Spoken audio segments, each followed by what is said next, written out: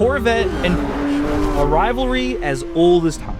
But for decades, one side always seemed to have the upper hand. European engineering, flat plane cranks, and precision. Porsche never saw Corvette as true competition.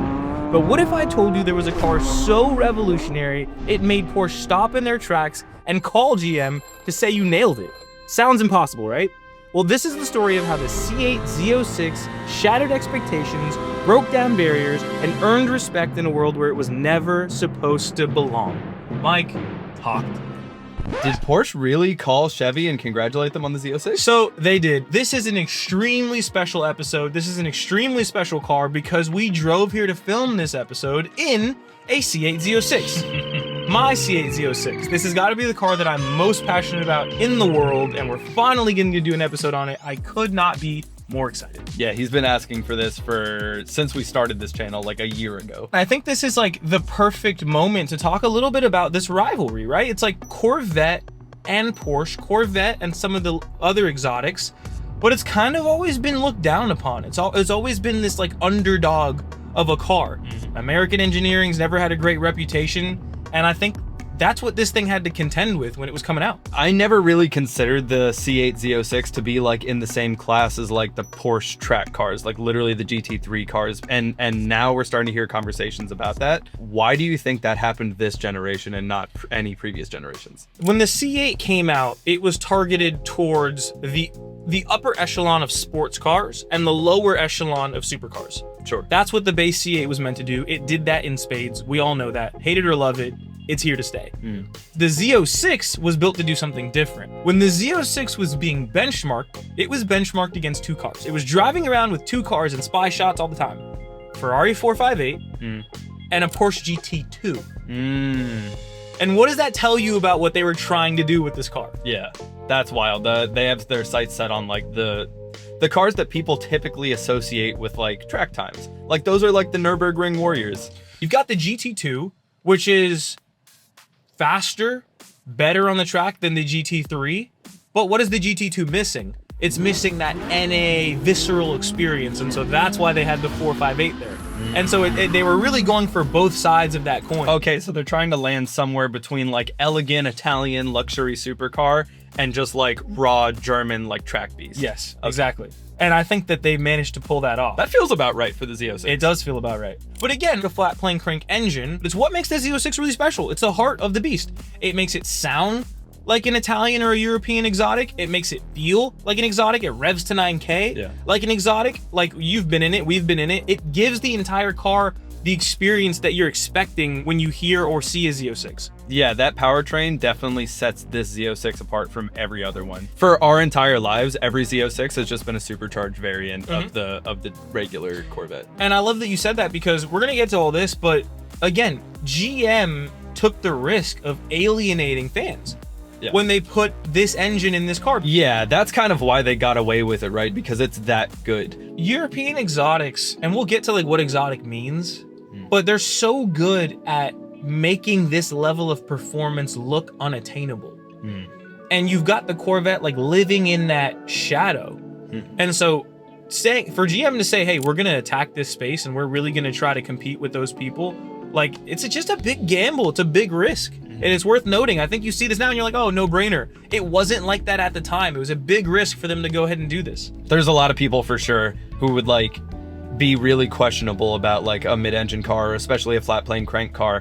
Kind of like they were with the Mustang GT350, where a lot of people just were like, yeah, I'd rather have a GT500. Like, I'm just going to buy the old one. But in this case, they managed to do it in a way where they made you kind of see that it was the LS engine. It's like, hey, nobody freak out. Like, yes, it's different. It sounds different. It revs higher, but this is an LS engine. Instead of being in the front, it's in the back. You know what I mean? Yeah. It's not business as usual, but it's something you can trust. I think that the spec sheet of this car is something that we all are familiar with. You know it's got carbon ceramic brakes. Yeah. You know it's mid-engine. You know it revs to 9K. You know it's got Cup 2R tires, the largest 345 tires, in a production car, essentially in the rear. It's a beast, and you've heard that over and over and over and over. But things that you might not have heard is that this thing is competing directly with a GT3 on a track. And on some tracks, it's actually beat it. Which is just crazy to think that, again, with a car that's half the price, with no prestige, without precision engineering, they've managed to not only compete, but literally win? It's mind-boggling. Yeah, that's absolutely nuts. The GT3 is like, that's the top of the range for Porsche in that like area, and then once you get to the GT2, that's just like out of the range of like what any normal person would drive. Or like, tell me a little bit about Porsche's lineup and like what beating the GT3 means in terms of like what cars do they have left. People are going to have a lot of different opinions on this, but I think most people would agree that the 911 is just your great benchmark car. Yeah. It's the jack of all trades, if you will. And then you've got the GT3, which is like the pure driving car. It's great on a track. It has a naturally aspirated engine, and the driving feel is pretty much unmatched. It's got 500 horsepower, so it's not the most powerful thing in the lineup, but it is the most fun to drive. Yeah. Then you've got the GT2, which is closer to that 700 horsepower mark. I think it has a little bit above that. Yeah. But that car is forced induction.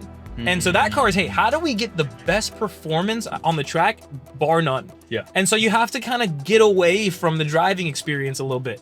And so the GT3 is the car that I think most people aspire to have. I think it's the car that people love a little bit more than the GT2, even though the GT2 is a little bit better. So with a spec sheet like that, obviously this car was going to be amazing. But no matter what they did, they knew, Corvette fans knew, that the world wasn't going to accept them.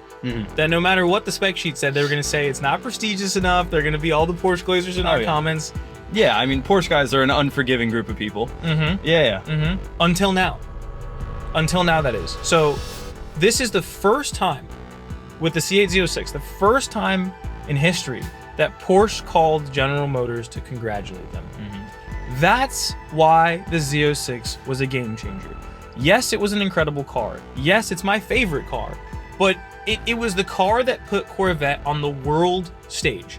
There is no way you're going to get a Porsche driver to recognize you in a C8 Corvette, dude. There is no way. After they had to buy 45 Porsche Macans from their local Porsche dealer to get an allocation for a GT3, they're not hearing nothing from you about your Corvette. There's no way you can earn the respect of that group of people. They've made incredible cars. They keep making incredible cars, and because they're affordable, they're bad? Not because they're affordable. I guess if you ask them, it's probably something having to do with the driving experience or something like that, and like how you can't make a budget car drive like a Porsche no matter what you do to it. The entire community would agree with you, obviously, and I think it's been like that for all of history. It's never going to amount to what the Porsche accomplishes in people's minds, and I think that's changed. And you have Porsche themselves saying, hey, with this Z06, we have to finally admit it. You've done something incredible here. But will the Porsche drivers agree with the Porsche company? Look at this thing, right? You've got the flat plane crank engine. It revs to 9K. You've got the fact that Corvette was willing to do a flat plane engine is pretty awesome. They did the best flat plane crank engine. And that's what's not being talked about enough. They produced the most powerful naturally aspirated V8 ever. That's precision you expect from Germans, Italians. It's not precision you'd expect from the US. Like, what do they have to do to earn your respect? What do they have to do? It's true. It's true. That's just one component of the argument though, right? Like you have to have more than just like a really terrific powertrain to be able to convince a Porsche driver that you have something worth driving. Okay, so you take the badge off of the Z06, right? And you just look at this at the spec sheet. You just look at the car. This thing it's not a Corvette to you. If I just told you 670 horse, NA, flat plane, 9K red limit, carbon ceramic brakes, Cup 2R tires, mid-engine configuration, hardtop convertible, 195 mile an hour top speed, 2.60 to 60, like you're not thinking in your head Corvette. Yeah, you're like, I didn't know Lamborghini made V8. Yes, exactly, exactly. Like, yeah. It's just the badge that gets stuck in people's mind. But if you can get past that, this is different than the C8, than the C7 Z06, than the C7. This is something that they've never accomplished before. Okay. So we have like the crazy performance numbers. We have the crazy like track times. We know that this thing like performs as much as it was promised to. What about the hocus pocus that makes things good drivers' cars? Like, what do we have to say about that? Driving it daily, I get to experience it in a way that most people probably won't get to experience it. But this car is truly a driver's car. It's not just a spec sheet. The chassis is tuned incredibly well. I'm not the only one saying that. This thing won Throttle House's car of the year. The car of the year. It is the Corvette Z06. Every aspect that I didn't like about the C8, the Z06 fixes. And then the following year, they had the Lotus Evora win, and they did a comparison saying, hey, would we choose this car of the year or last year's car of the year? And they chose the Z06 again. They were to share a year. Oh my God. Which one gets car of the year?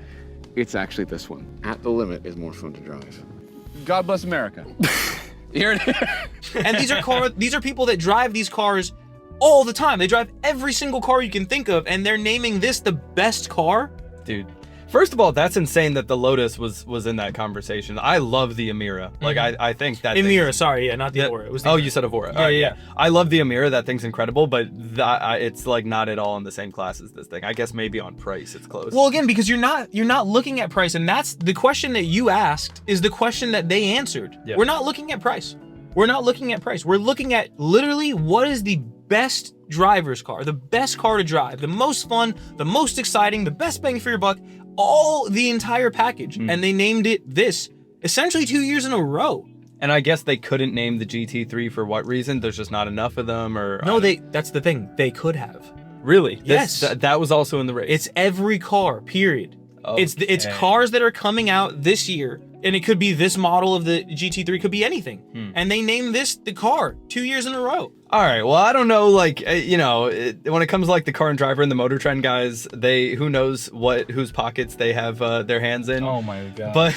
But I will say that Chevy put a lot of really fun creature comforts into this thing to like all the different modes like that you use all the time to like tune your suspension and your exhaust note. Those are things that people don't really consider. Like when you say driver's car, you're like, oh, it's like, is it manual or does it have a good gearbox? Does it like have a lot of power? Does it like grip to the road really good? There's a bunch of other tertiary stuff like the seating position, like the way that the seats in the Z07 package grip you while you're driving around, the way that you can tune the literal RPMs of the launch control to make it sound more and more ridiculous when you're about to drop the clutch on it. Yeah, there's some cool tuner stuff in there that I think they included that makes a big difference there that people don't really consider when they're trying to think about whether it's a better driver's car than like a Porsche or a Lotus, a Emira, or whatever example you're gonna bring in. And again, like, this isn't the first time that we're seeing something like this in the automotive industry. And I kind of want to call your attention back to cars like the NSX in the 90s. A car that you absolutely love, but a car that essentially accomplished the same thing. It's a manufacturer like Honda that no one expects to be able to compete with Ferrari. That's a Honda. I don't care what the spec sheet says. And then you have a car with the NSX, and all of a sudden people are like, this thing's just better. All right, well, don't attack my soft spot by bringing up the NSX, but it's yeah. true. And like, honestly, tell me, do you not feel this is the same kind of thing? Yeah, it's very much. I mean, it comes at a turning point, and so did the Honda come at a turning point in engine technology, where the Italian automakers had essentially stagnated, and we saw like really like the same power figures all the way up from like the 70s to the 90s. Like it was only minor improvements, and they're like, oh, we have the best engines. And they got to say that for a long time before Honda showed up and just made that car for like 80 grand or something and mass produced them. Here, we're starting to see the same thing. The question every year is like, oh, what's Lamborghini gonna do? What's Ferrari gonna do with like hybridization and what are they gonna like move their powertrain to? Everybody's just like waiting with bated breath for them to knock cylinders out of the car. And then in that space where they're trying to figure things out, their powertrains are stagnating. They're not putting up any crazy numbers on the track. Corvette just came in and kind of stole the show. So yeah, it is a really similar story. I mean, it's the Honda Z06, dude. Like the Honda Z06. We're seeing it repeat again. Yeah. We're seeing it repeat again. And the NSX redefined supercars. Yeah. Like you said, it changed things permanently. And this car has the same effect. It's gonna be looked at in history the same way that the NSX was looked at. Well, remember, when the NSX came out, it didn't sell great. People didn't realize what they were seeing. Sound familiar? This is gonna go down in history the same way. Well, this did sell absurdly well. Yeah, it did. It did. But again, like, I think from the critics at least, Yeah. they're gonna look back and see that this really was the car where there was a fork in the road. This is a question I've always wanted to ask, and I'll ask you and I'll ask the audience. It's like, what do you want them to do? Do you want them to just give up? Do you want all these other manufacturers to just stop competing because they can't possibly be in the same sentence as Porsche?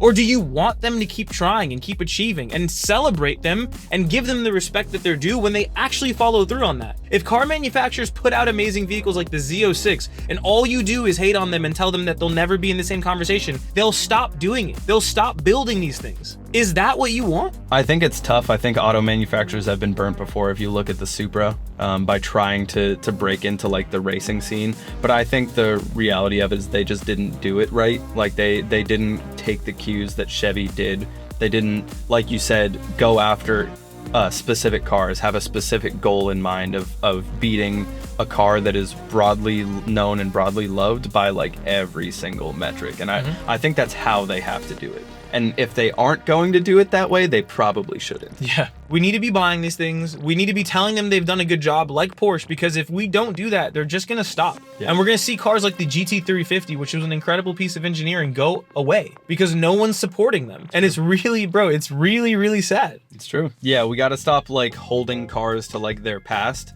and say that they can never be something because this is what the car was when it launched. Yes, exactly. Yeah. We're literally holding great cars back. But most of the people's opinions on this car is from a generation like 6 or 8 years ago, and you're never letting it move forward. 90% of the people online who are saying things about the Z06 guaranteed the last Z06 they drove was like a C5. Yes, exactly.